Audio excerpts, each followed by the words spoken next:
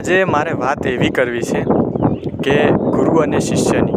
એક દિવસ ગુરુ પાસે શિષ્ય જાય છે અને ગુરુને પૂછે છે કે ગુરુજી, જીવનમાં માણસની કિંમત કે કોઈ સારા માણસની કિંમત એ કોણ કરી શકે?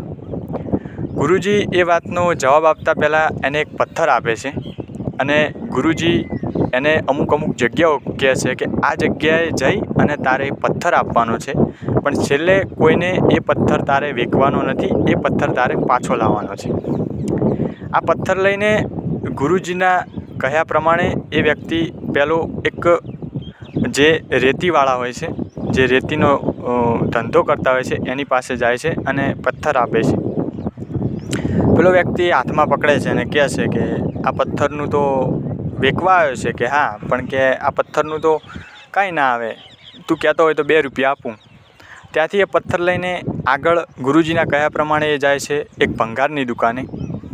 ભંગારવાળો કહે છે કે હું તો આ પથ્થરનું મારે શું લેવા દેવા, હું તો ભંગારની મારી દુકાન છે, પણ જો તું આ પથ્થર લાવ્યો છે તો હું તને એક કિંમતી અને સારો પથ્થર લાગે છે, હું તને આના 200-300 રૂપિયા આપી શકું, એનાથી વધારે ના આપી શકું. આગળ એ પથ્થર લઈને એક સોની જોડે જાય છે, જેની નાની શોપ હોય છે, અને ત્યાં જઈને એ પથ્થર આપે છે તો સોની એમ કહે છે કે પથ્થર કિંમતી લાગે છે, પણ હું આ પથ્થર વિશે વધારે જાણતો નથી, હું તને વધારે આના 2000 આપી શકું, એનાથી વધારે ન આપી શકું.